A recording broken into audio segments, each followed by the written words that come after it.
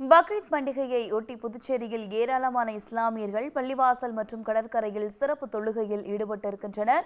கூடுதல் விவரங்களோடு இணைகிறார் செய்தியாளர் அக்பர். வணக்கம் அக்பர், செய்தி குறித்தான முழு விவரங்களை வழங்கலாம். வணக்கம் சாரா. புதுச்சேரி மாநிலத்தில் வழக்கமான உற்சாகத்துடன் பக்ரீத் பண்டிகையை இஸ்லாமியர்கள் கொண்டாடி வருகின்றனர்.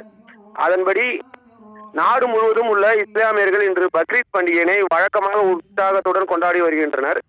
இஸ்லாமியர்களின் 5 முக்கிய கடமைகளில் ஒன்றான புனித ஹஜ் பயணம் செல்வது, அதைத் தொடர்ந்து பக்ரீத் பண்டிகையினையொட்டி இறை தூதரான இப்ராஹிம் நபியின் தியாகத்தை நினைவு கூறும் விதமாக மனித வாழ்வின் ஒவ்வொரு கட்டத்திலும் தியாகத்தை கடைபிடிக்க வேண்டும் என்பதை உணர்த்தும் வகையில் இந்த தியாக பெருநாள் இஸ்லாமியர்களால் கொண்டாடப்படுகிறது.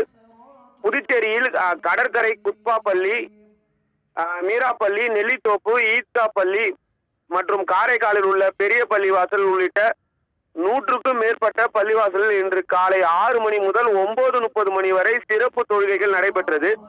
இந்த தொழுகையின் போது சகோதரத்துவம் தழைத்தோங்கவும், பெருமழை, வெள்ளம், புயல் உள்ளிட்ட பேரிடர்களில் இருந்து நாட்டு மக்களை பாதுகாக்கவும் சிறப்பு பிரார்த்தனைகள் செய்யப்பட்டது.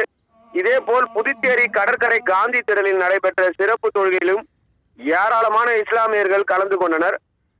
தொழுகையில் பங்கேற்ற ஆயிரக்கணக்கான இஸ்லாமியர்கள் ஒருவரை ஒருவர் ஆறத் தழுவி தங்களது பக்ரீத் வாழ்த்துக்களை தெரிவித்துக் கொண்டார்கள்.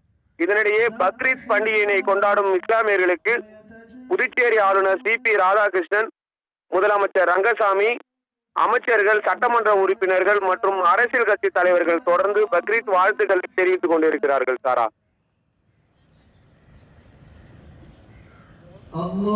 விவரங்கள் வழங்கியமைக்கு நன்றி அக்பர்.